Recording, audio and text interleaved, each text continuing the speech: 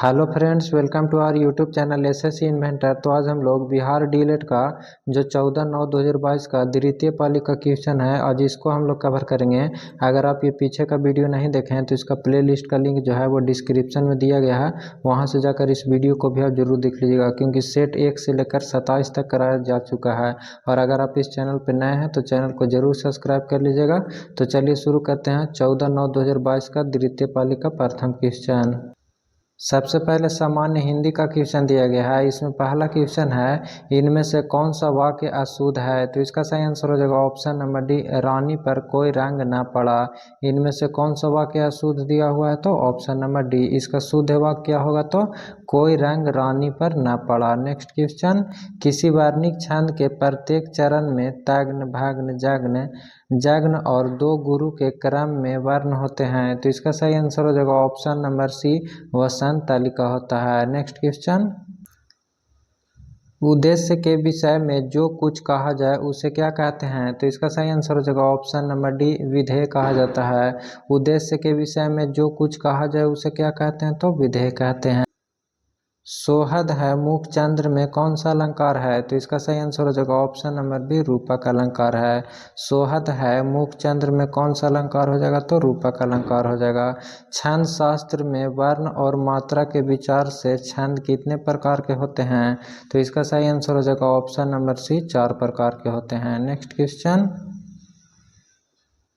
गड़े मुर्दे उखाड़ना मुहावरा का सही अर्थ क्या होगा? तो इसका सही आंसर हो जाएगा ऑप्शन नंबर डी, दबी हुई बात फिर से उभारना। गड़े मुर्दे उखाड़ना मुहावरा का सही अर्थ क्या होगा? तो दबी हुई बात फिर से उभारना। शताब्दी शब्द किसका उदाहरण है? तो इसका सही आंसर हो जाएगा ऑप्शन नंबर ए, दिगु समास का है। शताब्दी शब्द किसका उदाहरण है? तो दिगु का है। अनुशासन शब्द का विशेषण है। तो इसका सही आंसर हो जाएगा ऑप्शन नंबर बी, अनुशासित हो जाएगा। अनुशासन शब्द का विशेषण कौन है? तो अनुशासित हो जाएगा। नेक्स्ट क्वेश्चन, रूपक अलंकार कहाँ होता है? तो इसका सही आंसर हो जाएगा ऑप्शन नंबर बी, उपमेय उपमान के अभेद में होता है। रूपक अलंकार कहाँ होता है? तो उपमेय उपमान के अभेद में होता है। निम्न में से कौन सा वाक्य शुद्ध है? तो इसका सही आंसर हो जाएगा ऑप्शन नंबर ए, राधा को लड़का हुआ है। इनमें से कौन सा वाक्य शुद्ध दिया हुआ है? तो ऑप्शन नंबर ए हो जाएगा, राधा को लड़का हुआ है। नेक्स्ट क्वेश्चन, जिनके यश प्रताप के आगे शशि मलिन रवि शीतल लागे, उक्त पंक्ति में कौन सा अलंकार है? तो इसका सही आंसर हो जाएगा ऑप्शन नंबर ए, व्यतिरेक अलंकार है। नेक्स्ट क्वेश्चन, सरोज शब्द का संधि विच्छेद क्या होगा? तो इसका सही आंसर हो जाएगा ऑप्शन नंबर सी, सरह जोड़ जा हो जाएगा। सरोज शब्द का संधि विच्छेद क्या हो जाएगा? तो सरह जोड़ जा हो जाएगा। नेक्स्ट क्वेश्चन, ज्यों ज्यों विरित होत त्यों त्यों स्वस्थ होत जात, ज्योति जगमग कंद भार हिंद को सम्हारे है। इस पंक्ति में कौन सा अलंकार है? तो इसका सही आंसर हो जाएगा ऑप्शन नंबर ए, विरोधाभास है। संलाप का संधि विच्छेद करे, तो इसका सही आंसर हो जाएगा ऑप्शन नंबर सी, समजोड़ लाप हो जाएगा। संलाप का संधि विच्छेद क्या हो जाएगा? तो समजोड़ लाप हो जाएगा। नेक्स्ट क्वेश्चन, थके नयन रघुपति छवि देखे पल कन्ही परिहरी निमेष से पंक्ति में किस रस का उदाहरण है? तो इसका सही आंसर हो जाएगा ऑप्शन नंबर बी, श्रृंगार रस का उदाहरण है। छाती फुलाना मुहावरे का अर्थ क्या होगा? तो इसका सही आंसर हो जाएगा ऑप्शन नंबर बी, गर्व करना। छाती फुलाना मुहावरे का अर्थ क्या हो जाएगा? तो गर्व करना हो जाएगा। नेक्स्ट क्वेश्चन, मेरी बहन कल दिल्ली से आएगी रेखांकित में कौन सा पदबंध है? तो इसका सही आंसर हो जाएगा ऑप्शन नंबर बी, संज्ञा पदबंध है। मेरी बहन कल दिल्ली से आएगी रेखांकित शब्द में कौन सा पदबंध है? तो ये मेरी बहन जो रेखांकित शब्द है इसमें कौन सा पदबंध है? तो संज्ञा पदबंध है। नेक्स्ट क्वेश्चन, जीवन को चंचल सरिता में फेंकी मैंने, मन की जाली में कौन सा अलंकार है? तो इसका सही आंसर हो जाएगा ऑप्शन नंबर सी, रूपक अलंकार हो जाएगा। जीवन को चंचल सरिता में फेंकी मैंने, मन की जाली में कौन सा अलंकार हो जाएगा? तो रूपक अलंकार। नेक्स्ट क्वेश्चन, अलंकार का वह प्रकार जहाँ प्रसिद्ध उपमान को उपमेय बना दिया जाता है क्या कहलाता है? तो इसका सही आंसर हो जाएगा ऑप्शन नंबर बी, प्रतीप कहलाता है।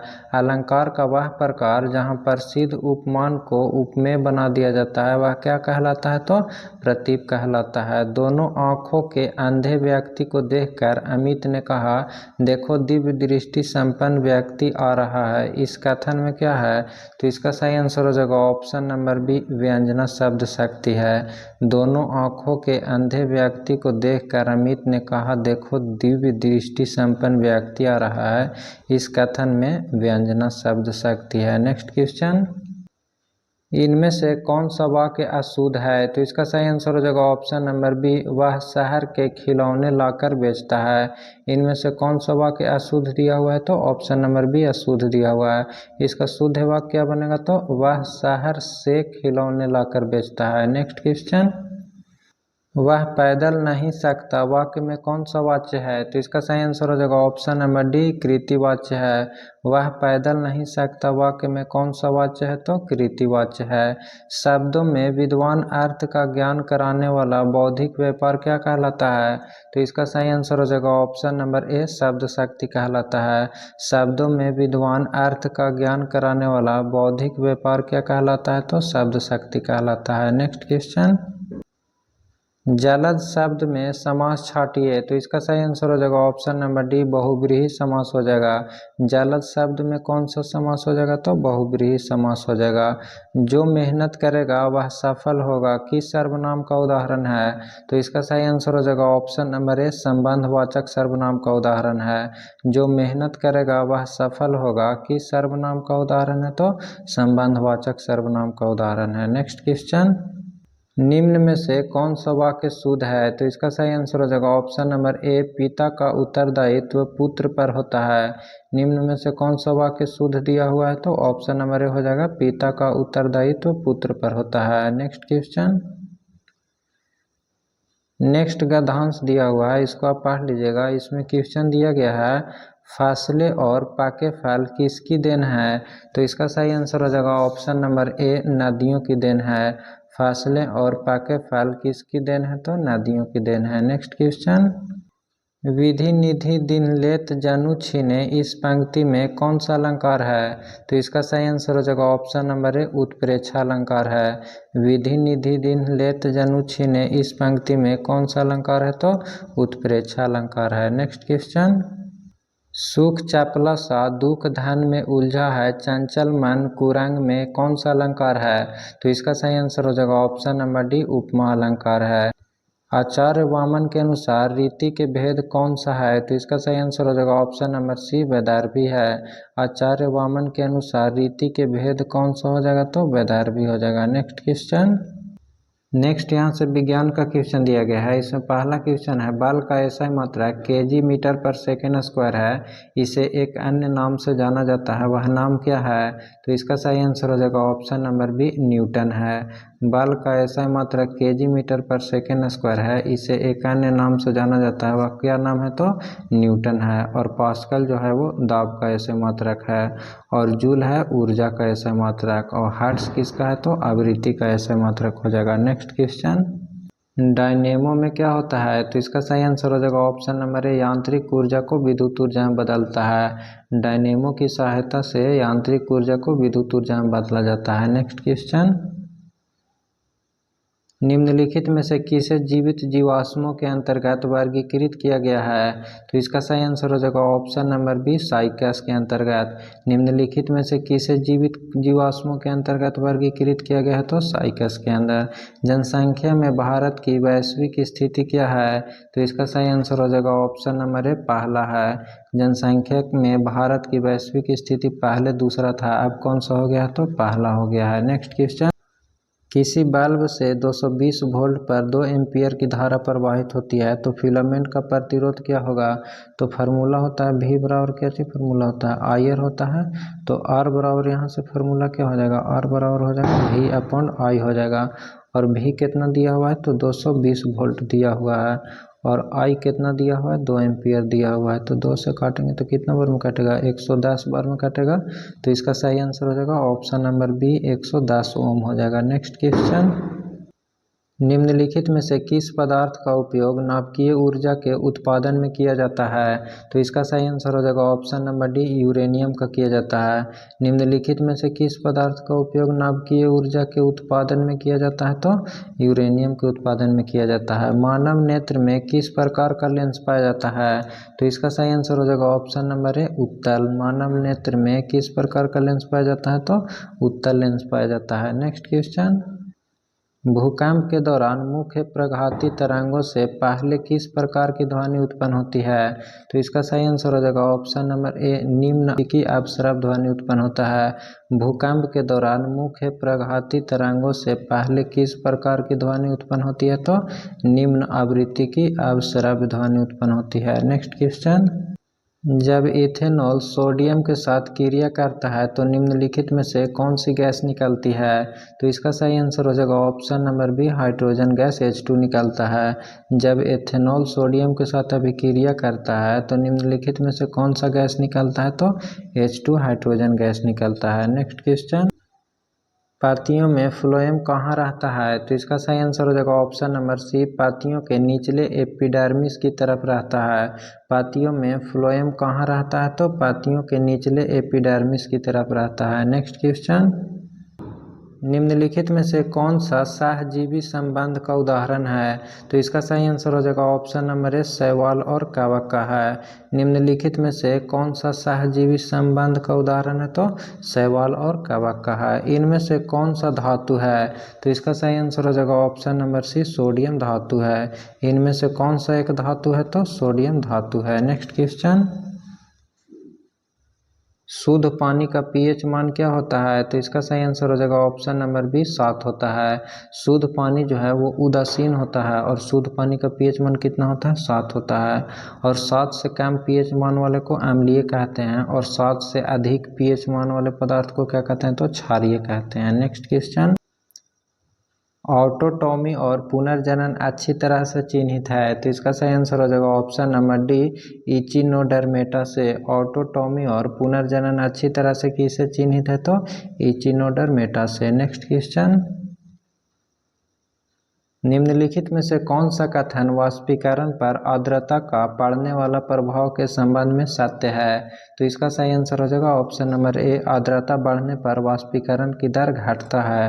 निम्नलिखित में से कौन सा कथन वाष्पीकरण पर आर्द्रता का पड़ने वाला प्रभाव के संबंध में सत्य दिया हुआ है? तो ऑप्शन नंबर ए हो जाएगा, आर्द्रता बढ़ने पर वाष्पीकरण की दर क्या हो जाएगा? तो घट जाएगा। नेक्स्ट क्वेश्चन,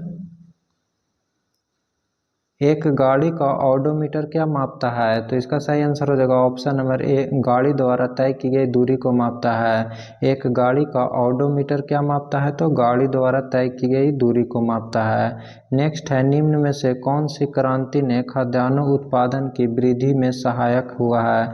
तो इसका सही आंसर हो जाएगा ऑप्शन नंबर ए, हरित क्रांति का हुआ है। निम्न में से कौन सी क्रांति ने खाद्यान्न उत्पादन की वृद्धि में सहयोग किया है? तो हरित क्रांति किया है। यह सारा क्वेश्चन रिपीट किया हुआ क्वेश्चन है। नेक्स्ट क्वेश्चन, पृथ्वी के वायुमंडल में कार्बन डाइऑक्साइड गैस की मात्रा कितनी होती है? तो इसका सही आंसर हो जाएगा ऑप्शन नंबर ए, 0.03% होता है। पृथ्वी के वायुमंडल में कार्बन डाइऑक्साइड की मात्रा कितना होता है? तो 0.03% होता है। और नाइट्रोजन का कितना होता है? तो 78% होता है। और ऑक्सीजन का कितना होता है? तो 21% होता है। और आर्गन का पूछेगा, याद रखिएगा, तो 0.9% होता है। नेक्स्ट क्वेश्चन, मोल इकाई है। तो इसका सही आंसर हो जाएगा ऑप्शन नंबर ए, पदार्थ की मात्रा का है। मोल किसकी इकाई है? तो पदार्थ की मात्रा का है। और लंबाई का क्या होता है? तो ऐसा मात्रक मीटर होता है। और द्रव्यमान का केजी होता है। और समय का सेकेंड होता है। और ताप का केल्विन होता है। और विद्युत धारा का एम्पियर होता है। और ज्योति तीव्रता का कैंडेला होता है। और पदार्थ की मात्रा का क्या होता है? तो मोल होता है। नेक्स्ट क्वेश्चन, माइटोकॉन्ड्रिया की संख्या अधिक होगी। तो इसका सही आंसर हो जाएगा ऑप्शन नंबर ए, अंकुरित बीज में। माइटोकॉन्ड्रिया की संख्या किस में अधिक होती है? तो अंकुरित बीज में। नेक्स्ट यहाँ से सामाजिक अध्ययन का क्वेश्चन दिया गया है। इसमें पहला क्वेश्चन है, सर्वप्रथम मानसून शब्द किस देश के नाविकों द्वारा प्रयोग किया गया था? तो इसका सही आंसर हो जाएगा ऑप्शन नंबर बी, अरब के द्वारा किया गया था। सर्वप्रथम मानसून शब्द किस देश के नाविकों द्वारा प्रयोग किया गया था? तो अरब के द्वारा किया गया था। राष्ट्र संघ के विचार के लिए कौन से अमेरिकी राष्ट्रपति जिम्मेदार थे? तो इसका सही आंसर हो जाएगा option number B, Woodrow Wilson थे। राष्ट्र संघ के विचार के लिए कौन से अमेरिकी राष्ट्रपति जिम्मेदार थे? तो वुडरो विल्सन थे। नेक्स्ट क्वेश्चन, अमेरिकी स्वतंत्रता संग्राम में अंग्रेजों का सेनापति कौन था? तो इसका सही आंसर हो जाएगा ऑप्शन नंबर सी, कॉर्नवालिस था। अमेरिकी स्वतंत्रता संग्राम में अंग्रेजों का सेनापति कौन था? तो कॉर्नवालिस था। भारत में लोकतंत्र की सफलता में बड़ी बाधा क्या है? तो इसका सही आंसर हो जाएगा ऑप्शन नंबर डी, इनमें सभी है। अशिक्षा भी है, गरीबी भी है और मतदान का दुरुपयोग भी है। तो कह रहा है कि भारत में लोकतंत्र की सफलता में बड़ी बाधा क्या है? तो अशिक्षा, गरीबी, मतदान का दुरुपयोग, इनमें सभी हो जाएगा option number D. Next question,